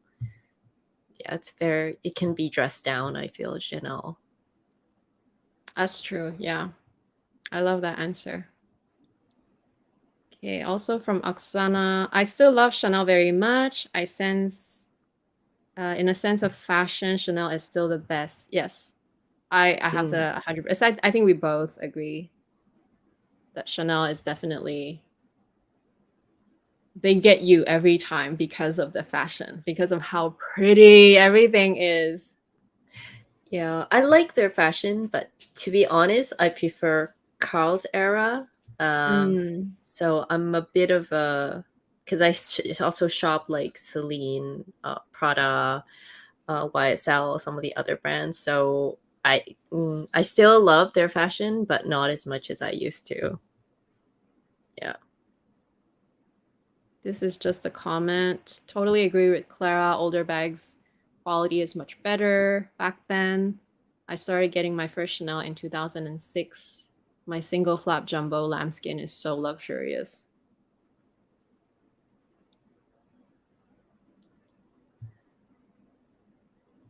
Excuse me, my browser just like jumped. Okay, It's okay. thoughts on the Chanel 22? I'll let you go first because I already said that I Okay. had my eye on. So I well, I'm already out of the Chanel bag game because I just prefer to buy Hermes. But actually, I saw a couple in the window, but I actually had a chance to see one girl carrying it just downstairs from where I live I live in a large a complex, apartment complex, and she was just like holding it. So I was actually kind of like chasing her because I wanted to see what it looked like up close in real life. I personally didn't like it. I and you know, maybe it was the lighting or whatever, but I felt it looked like a garbage bag because What color and size was it? it was a black one. I'm not sure if it's a small or medium. I suspect it was a small one, but the texture of the leather, it looked very plasticky. So it was like really shiny and plasticky. So it looked really like a garbage bag. So I personally don't like it. I'm sorry to say this, but I feel that a lot of Virginia's designs are a bit lazy. Like some of them are inspired from heritage, but there's like nothing new or exciting. And I feel the design of the bag was just, yeah, it looks like a gym drawstring bag just attached with the Chanel. Which is also okay, but like the texture of it, and I haven't touched it, it looked like a garbage bag, sorry to say, but like maybe because it was too shiny and it was crumpled and shiny, and I just, yeah, for what they're charging for that bag, I'd rather buy from a different brand. Yeah, I haven't touched it in real life. Maybe it is very luxurious to touch, but if it looks like, yeah, I felt it looked inexpensive from just kind of like trailing the girl downstairs. So, but yeah, I could be totally wrong. Some people I've seen unbox it and it looked kind of good on screen, but in real life, that's kind of my thoughts. Yeah. I have a feeling that you said a similar things about the 19 when it was sort of new too. How would you say compared to the 19, like your first impression when you saw the 19 and then now you see the 22? So the 19, I feel the leather looked okay. For me, the issue with the 19 was at least the first version that I tried on, and maybe I just tried it on like the wrong size. The strap was really long, and I don't like bags with large chains from my experience with the boy bag. So when I saw that it had such a large chain, yeah, I'm a bit fussy. Like if I feel the chain is dragging the bag, or if the bag is dragging the chain because it's out of proportion, that bothers me, because then it's like, it ends up falling on the floor, or like, when I put it on, the bag twists in a way that I can't manage. So that was the reason I didn't like the 19. But in terms of the aesthetic and the overall look and feel, I feel like it looks more like more substantial than the 22. Whereas the 22, I don't know, it's kind of lazy. They just kind of like took a, I don't know, drawstring bag inspired, put a chain on it, and then I feel like they just picked a leather that, maybe some people like that look. But I find it very plastic looking, kind of crumply plastic looking. So for that price, probably not. If it was cheaper, maybe, but for that price, probably a no for me. Yeah. Okay. So regarding what you said about the 19 when compared to the boy, because I did own the boy briefly as well, they are completely different though. Just because I do own those two bags. With the boy, it keeps rotating because the chain is not stationary. So even though the 19 did have a much thicker chain, it is stationary, and essentially I just let it dangle. It doesn't bother me. So I think that's the main difference between the boy and the 19. For the 22, I have seen it in person on a mannequin. I haven't tried it on because that day my essay was not there, and because it was nicely tucked on the mannequin's arm and I didn't want to take it out and just put it on me. Like that would be rude, right? To mess it up. So I only touched the leather from the mannequin holding the bag. And I also took a peek at the inside. I could see the quilting is well done. I do agree with you in a sense that it is a lazy design. it's pretty much a tote bag, but it's a glorified tote with, you know, there's a medallion, there's the signature Chanel intertwined chain, and there's the quilting. And so I I still like it a lot for myself. I still, the reason why I like it a lot is because I mentioned earlier how I don't always want to play Tetris with my bags every day. Most days I just don't. Uh, I can put up with it when I just want that look and I want to wear that bag that day. But there are so many days where I'm just like, no, I just want to throw things in my bag and just grab it whenever I can.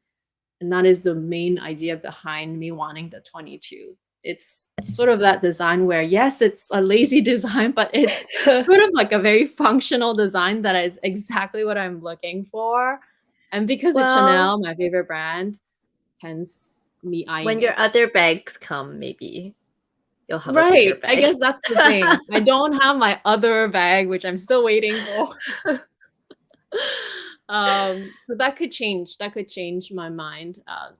I think it's because my MS journey is so complicated and so like lengthy that I still don't feel like I'm fully experienced yet, and I can't say that I can't even comment on like I can only say that I love the idea of a Birkin and Kelly, but since I don't have them, Mm. I can't even, you know, I don't have that experience. So I'm still relying on mostly all the other bags that I own, and the majority is Chanel. And because I'm still a big Chanel fan, I don't see myself leaving the brand. But yeah, aesthetic wise, I do love the 22 a lot. I kind of like the lazy look in a sense because most days I'm just very casual and Oh, I think we lost Amy. Usually Kat would take a picture here, but she still looks so pretty when she's stiff.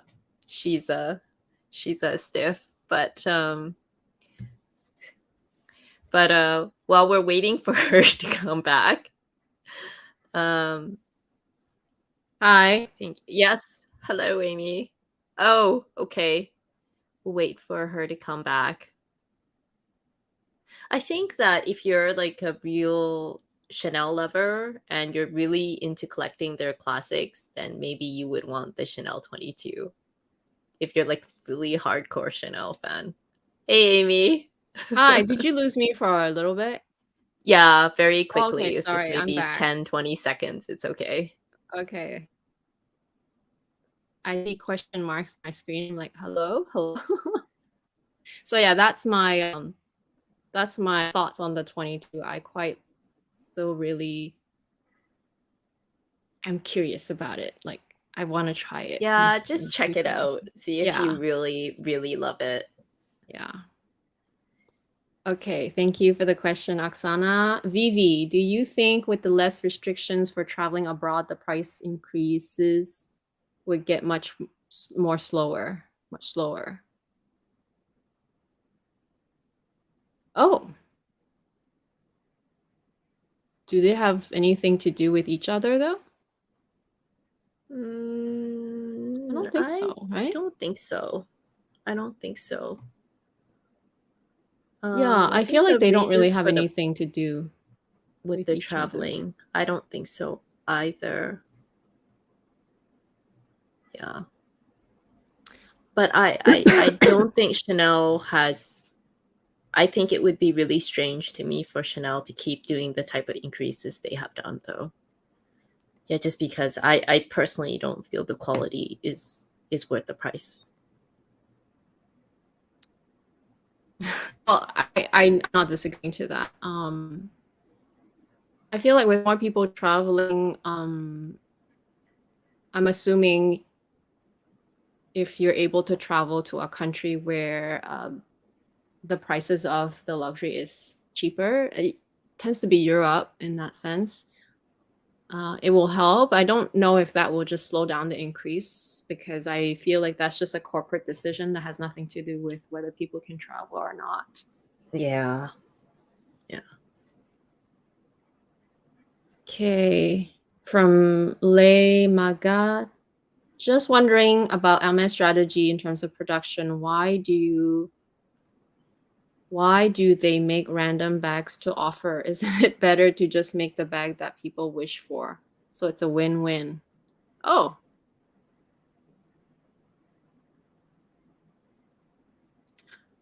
I'm not so sure that they make random bags to offer. I feel like this is probably more of a, you know, if you're a company, you can't always just make just one thing. Yeah, it's like And diversification. yeah. Yeah. And if they did, let's just say hypothetically that they did just offer, say, Birkins and Kellys, then what's the appeal? What's the exclusive appeal to it if that's all they offer and everybody can get it? I feel like in terms of company, you wouldn't want to do that, first of all. And second of all, it's boring. I feel like if you are a true Hermes lover, which I know many people are, and I have several friends who are very, very much, very deep in Hermes, they don't just buy the quota bags anymore. I mean, they started their journey because they wanted a quota bag, yes, and I think most of us started kind of having that same goal and idea. But when you're so deep in the brand and when you know and love the brand so much from all aspects, you don't just buy the brand because of one bag or two bags. You buy everything. Yeah. I think it would be very boring just to have Birkin and Kelly's in my collection. And to be honest, my most used Hermes bags are the Helzan I have and the Mini Lindy. So I actually get a lot better cost per use out of those bags. So yeah, it's the same as Chanel. Chanel doesn't just make the classic flaps. And I actually appreciate that they offer me random bags because it brings more variety to my collection. And they're actually probably my more used bags because sometimes with B&K, you can't always use them for every type of occasion. Yeah. 100% agree. It's really the same as Chanel. You can't just wear a classic flap every day. It's so hard to get into a classic flap every day. Yeah, I sold mine. I just, yeah, I got fed up. It's not an easy bag to use. Yeah. And also the space is quite small, right? I know Very with Birkins small. and Kellys. Sorry? Yeah, very small. Yeah. It's deceptive. Yeah. Yeah. Even the jumbo, I mean, it's called jumbo, but it's really just a regular size bag. Yes, with Birkins and Kellys, you can get the bigger sizes. I tend to think that Birkins and Kellys are probably more user-friendly than the classic flaps. But even then, like, it's so boring if you only own classic flaps. It's so boring if you only own Birkins and Kellys. I have to agree with what Clara said. Boring if it's just only Chanel. So I think it's for every brand. Yeah. Yeah, and I have to agree with what you said about your most used bags are actually the non-quota bags. Because I only own 2 non-quota bags, and I have to say my favorite non-quota bag, my favorite Hermes bag right now is the VUITTON. It's such a great, easy bag. It's such a great bag. So I think that is why, Lei. I don't think they can just make one thing. Yeah, I just don't think so. From Bobo, if you didn't own a micro Chanel bag already, would you still buy it now? I would. I would at least have one in my collection just because it's, I don't know how to explain it. It's so cute and it's so like, it's sort of like, you know, if you love the brand, you want everything to be part of your collection, even if it means just owning one, but at least you have the one. And it so happens that for me, it's a practical item. Yeah, I agree with Amy. I only have one, but one is enough. It's just to bring variety to my collection because I don't own any. I can kind of get away with it, but only for very specific purposes, where I don't need to bring a lot of items. So I'm still really happy I have it, but I wouldn't buy a lot. I might just have one, and it really depends on how much you need to carry. If you carry a lot, then don't buy it, or unless you think of it as a fashion accessory, you can get it, but otherwise don't get it if like you don't think you can incorporate it in your lifestyle. Yeah. I was reading this question while you were answering, and I think it's such a good question for you, Clara. From Nadine, if it wasn't for the game, would you be buying ready-to-wear and jewelry? I have many pieces, but if honest with myself, I buy it for the spend. I select carefully because I'm not in love with most of the things. So yeah, Hermes journey, Hermes spend. Would you buy the ready-to-wear and jewelry if you didn't have to do the game? Initially, I was not so familiar with their jewelry, so I would say that in terms of an awareness for their jewelry, I have less awareness because I think there's a lot more social media on Cartier, Tiffany, etc. So I was only aware of the jewelry after I started getting into Hermes. And actually, you know, there are pieces I do like even without the game. So there's actually a piece I'm eyeing that I really like, that I would buy even without the game. So again, don't buy anything that you don't like. And definitely I'm buying the items because I like them, but I probably wouldn't have, you know, been following or knowing about the jewelry if I wasn't into the brand. Because when I think of Hermes, the first thing I think about is their bags. But as I've come to get to know the brand better, I have a better awareness and appreciation for all the other things. So definitely I'm more interested in their jewelry now. There are actually pieces I would buy even without the quota spend. Yeah, now that I have a full appreciation for it. So that's how I feel about their jewelry. Yeah. I echo what you said. I think most of us get into Hermes because we want one thing, and it is the quota bag. But because the game is inedible, you kind of get to explore and know about everything else. And as you are more into this journey and you acquire more of the things from the brand, you truly become appreciative and liking everything that they own. It's just a natural process in a sense.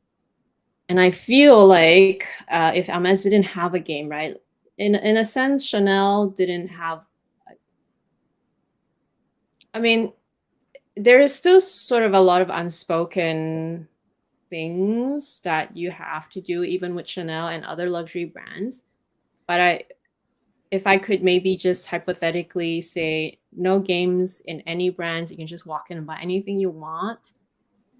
Having known what I know now, I would still buy their ready-to-wear and their jewelry just because they're actually nice and the fit, and Yeah. as long as you buy the right fit for you and for your body type, it's actually Yeah. really nice. And it's the same with Chanel. Like, yes, I initially just wanted their bags, like most of us, but I have more than just bags from Chanel, right? I have a lot of everything else as well. So you kind of just appreciate everything once you really love a brand. Yeah, I mean, I'm decked out in Chanel today just because it's the live, but on an everyday basis, I do wear a lot of Hermes. I probably wear more Hermes jewelry than Chanel jewelry. Yeah. Anyway, Mm. Okay, from uh, Sakura, will you ever? Oh, sorry. Will you prefer the mini flat with the ball or without, or without? I prefer it without. I like just the plain chain. Also, for me, the reason why I don't like the ball, which is the pearl crush, right? That's what's called. And it's adjustable. So it's a nice feature that it's adjustable. But for me, I know that having the extra weight on that chain, because it's in one spot, it will weigh it down in a way that when you're not wearing the chain, it will just kind of have its own sort of behavior. It can knock other things. And also, if you do adjust it to be shorter, then you have the excess chain that dangles out. That chain can be like flying everywhere. Um, that is my hypothesis. That is what I think, because I don't actually own any Pearl Crush, but I know you have.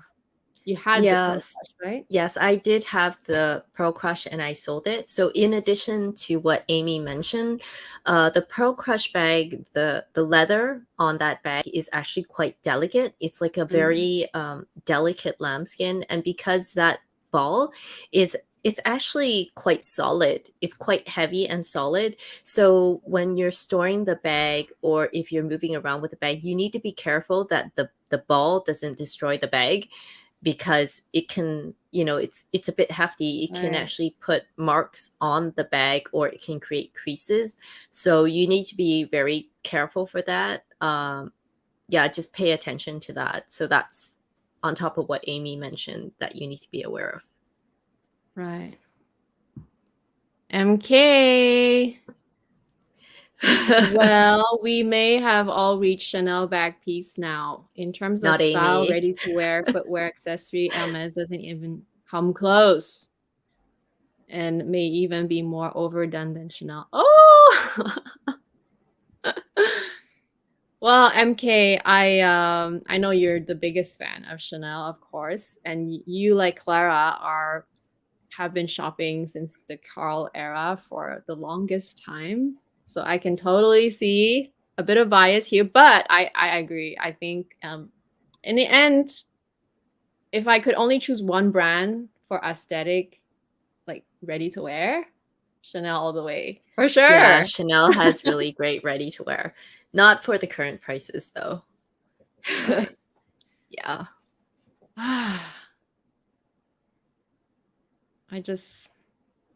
wish I had more ready to wear, but I'll get there eventually. Still young, got many years That's to okay.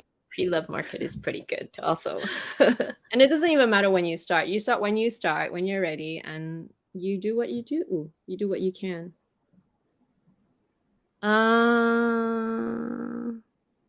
Vivi, do you think Chanel works with influencers now? I see many of them post the Chanel 22.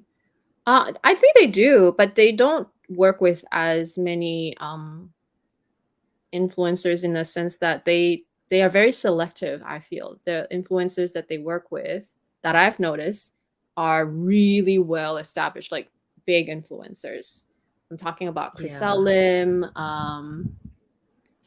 and celebrities. I don't really know Yeah, that like many.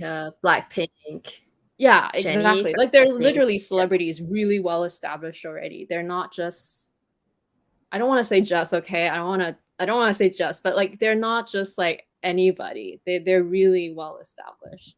So Yeah. MK, totally agree with Clara about the 22. As a dude, I do like the design, but the plasticky quality is so overwhelming for 6,000 euros. Yes. The Oh, price, actually, I didn't. 6,000. It's so, yeah, 6,000 is probably the larger size, but for sure I would only go for the small size. Of course, Amy would only go for the small size, but I have to say, like, the price is yeah. I don't even discuss price anymore, just because it's just a mute point at this point. It's like you either buy it or you don't buy it. That's how I go about it now, because price is just always too high anyway. But it is a factor for sure. I don't disagree. I'm not disagreeing. I just don't look at it, basically.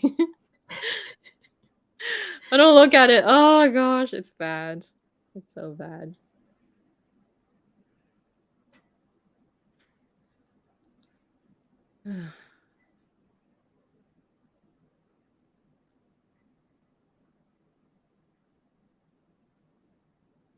Okay, I think we have a question from Virginia.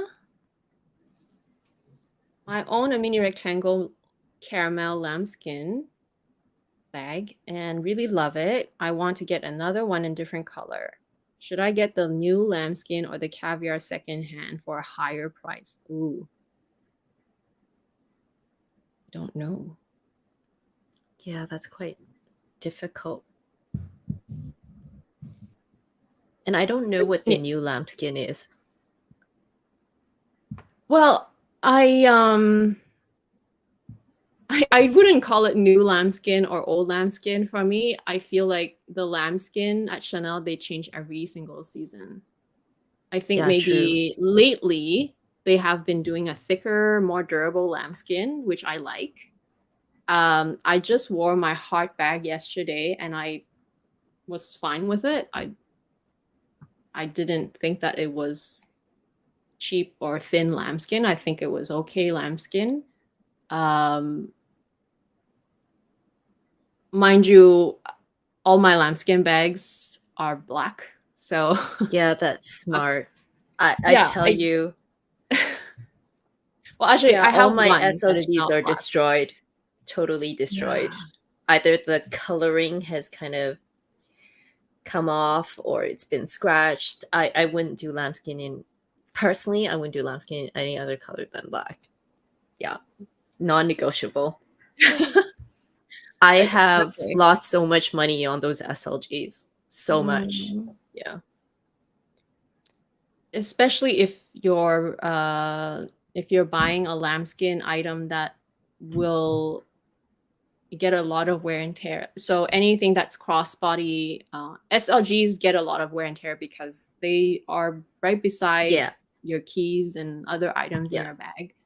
So unless you're buying something that is always handheld and it's, you can be careful with it, I wouldn't for myself, I wouldn't get color. I said that all my lambskin are black, but actually I do have some that are non-black. But it's just like my only exceptions that I make. I do have a micro bag that's pink, and I also have my Lady Dior, which is a pearl gray. So those are not my most worn items. In fact, they're so not worn really. They've been worn maybe like 2 times. So I'm okay with those being non-black, but when I know that I want to wear the item and not be so careful with it, I just choose black. No questions asked. Yeah. So my Chanel large flap that I sold, the double flap, because it was burgundy and it has mark, I sold it at a loss.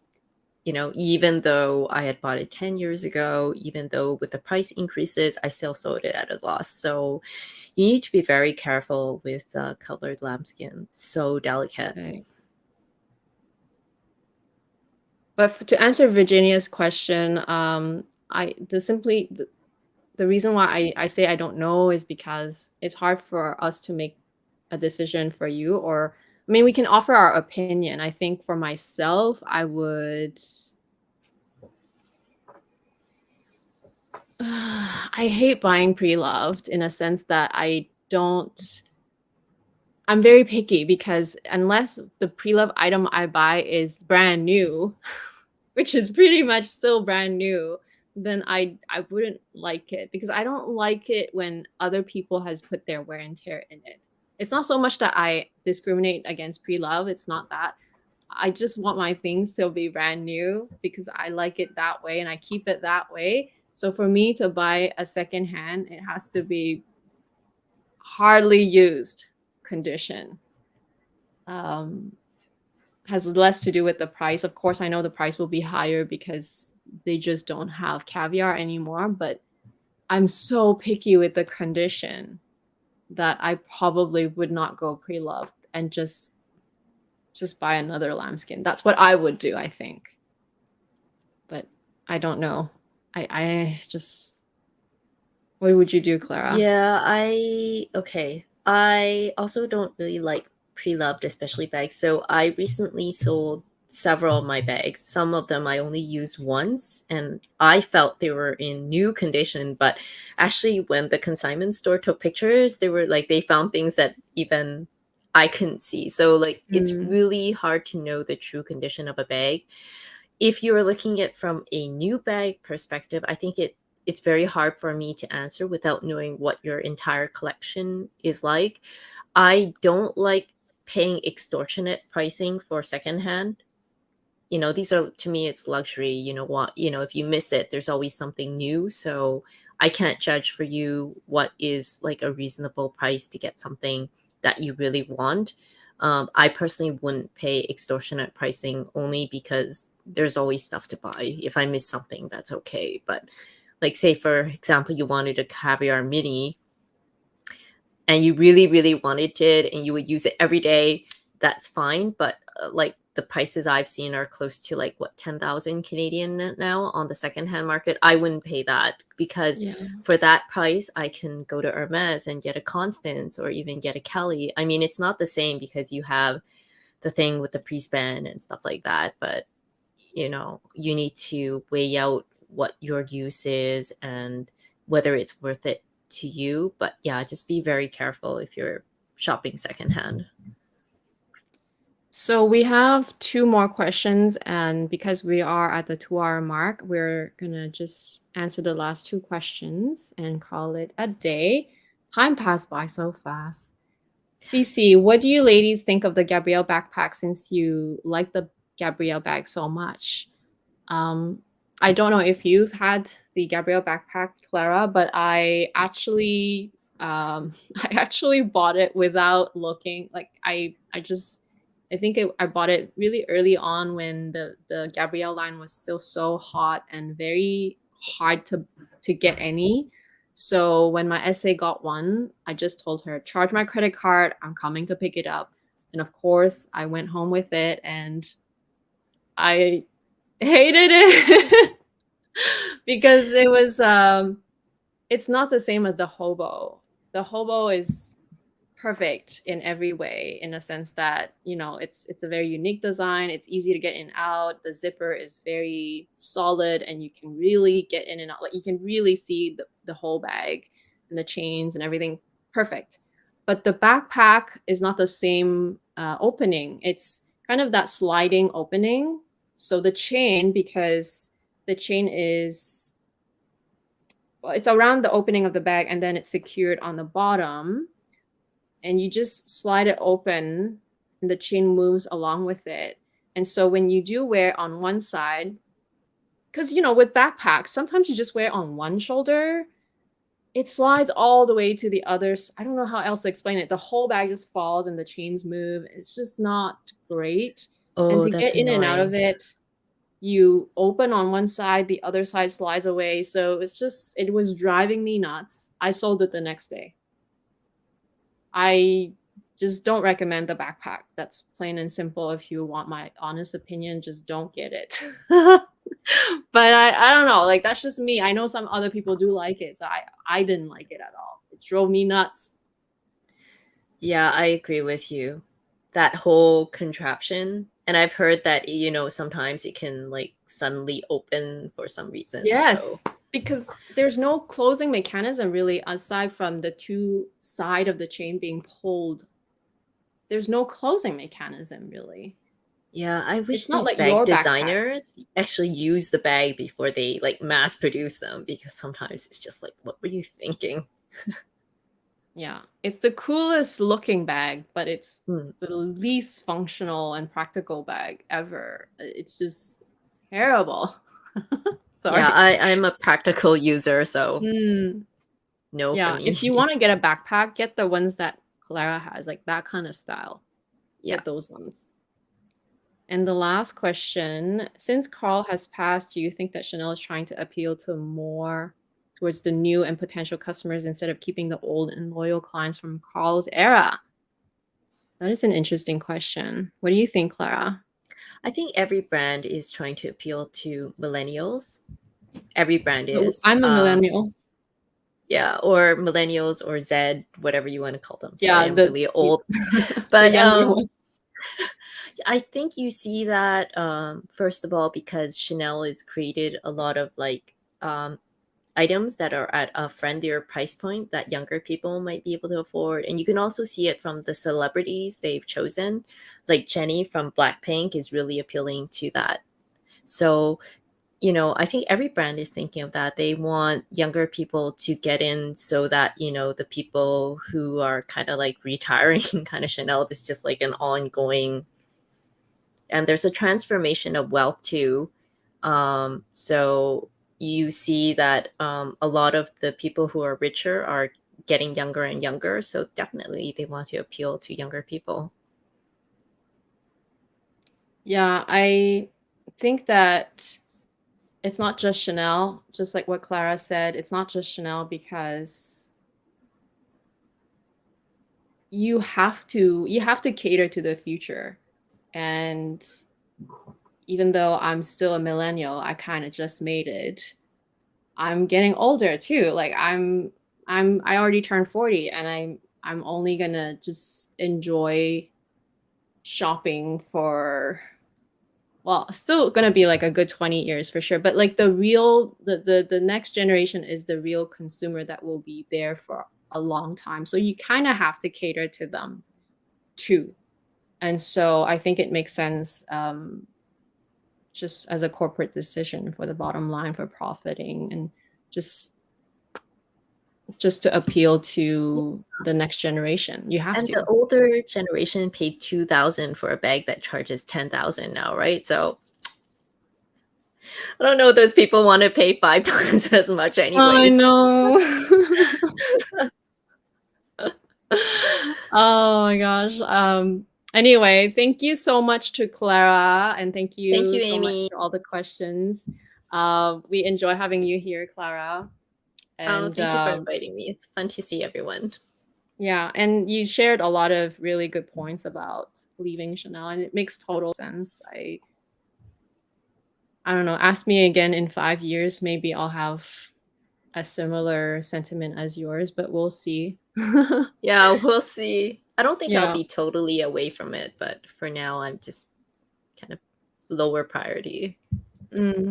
So don't forget to follow Clara. Her channel is linked in the description. And also next week is going to be a members live. So if you're a member, send us if you know any sort of like fun facts or tips or like special like knowledge that it's not common about Hermes. Share it with me and Kat. Just email us and then we'll combine everything and make a really fun episode about it.